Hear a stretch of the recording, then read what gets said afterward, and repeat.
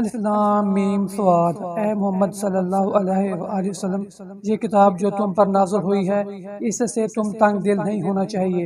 یہ نازل اس لیے ہوئی ہے کہ تم اس کے ذریعے سے لوگوں کو ڈر سناؤ، اور یہ ایمان والوں کے لیے نصیحت ہے۔ لوگوں، جو کتاب تم پر تمہارے پروردگار کے ہاں نازل ہوئی ہے اس کی پیروی کرو، اور اس کے سوا اور رفیقوں کی پیروی نہ کرو، اور تم کم ہی نصیحت قبول کرتے ہو۔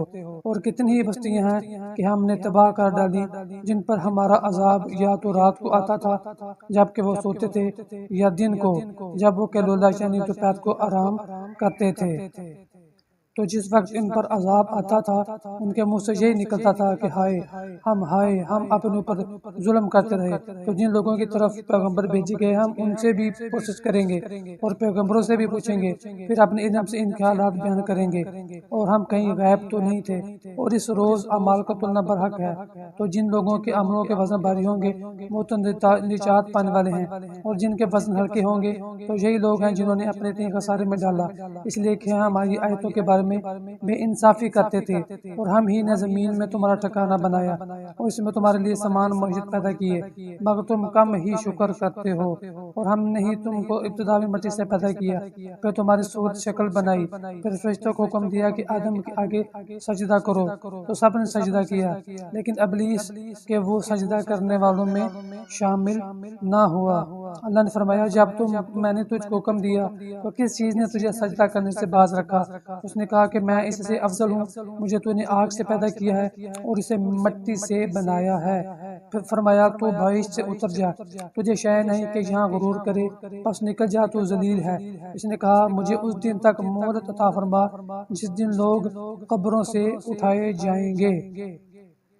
فرمایا، تو بھائش سے اتر جا۔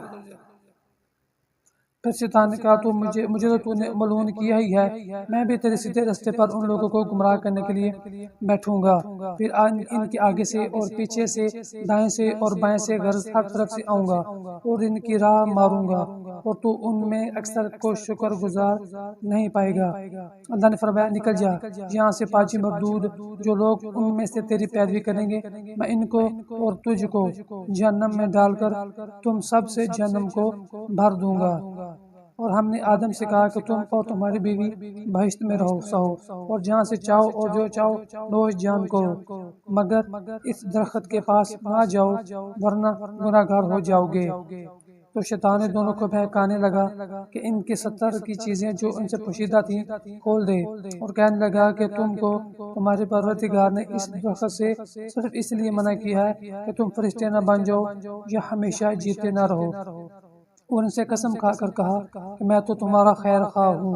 غرض مردود نے دھوکہ دے کر ان کو معصیت کی طرف کھینچ لیا۔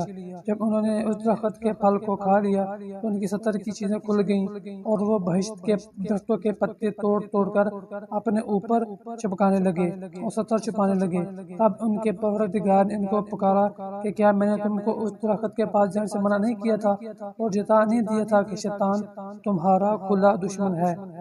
دونوں غرض عرض کرنے لگے، پروردگار ہم نے اپنی جانوں پر ظلم کیا، اور اگر تو نے ہمیں نہیں بخشے گا اور ہم پر رحم نہیں کرے گا تو ہم تباہ ہو جائیں گے۔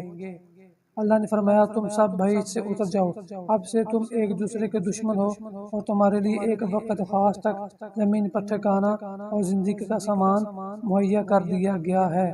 یعنی فرمایا کہ اس میں تمہارا جینا ہوگا اور اسی میں مرنا، اور اسی میں سے قیامت کو زندہ کر کے نکالے جاؤ گے۔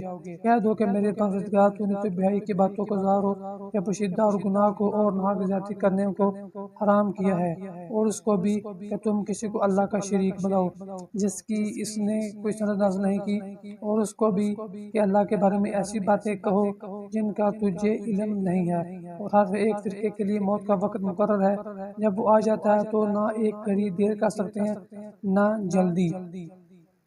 اے بنی آدم، ہم تم کو یہ نصیحت ہمیشہ کرتے رہے ہیں کہ جب ہمارے پیغمبر تمہارے پاس آیا کریں اور ہماری آیتیں تم کو سنایا کریں تو ان پر ایمان لایا کرو، جو شخص ان پر ایمان لا کر اللہ سے ڈرتا رہے گا اور اپنی حالت درست رکھے گا تو ایسے لوگوں کو نہ کچھ خوف ہوگا اور نہ وہ غمناک ہوں گے، اور جنہوں نے ہماری آیتوں کو جھٹلایا اور ان سے سرتابی کی وہی دوزخی ہیں کہ ہمیشہ اس میں جلتے رہیں گے۔ تو اس سے زیادہ ظالم کون ہے جو اللہ پر جھوٹ باندھے یا اس کی آیتوں کو جھٹلائے؟ ان کو ان کے نصیب کا لکھا ملتا ہی رہے گا، یہاں تک کہ جب ان کے پاس ہمارے بھیجے ہوئے فرشتے جان نکالنے آئیں گے تو کہیں گے کہ جن کو تم اللہ کے سوا پکارا کرتے تھے وہ اب کہاں ہیں؟ وہ کہیں گے معلوم نہیں کہ وہ ہم سے کہاں غائب ہو گئے، اور اقرار کریں گے کہ بے شک وہ کافر تھے۔ تو اللہ فرمائے گا جنوں اور انسانوں کی جو جماعتیں تم سے پہلے ہو گزری ہیں ان کے ساتھ تم بھی داخل جہنم ہو جاؤ۔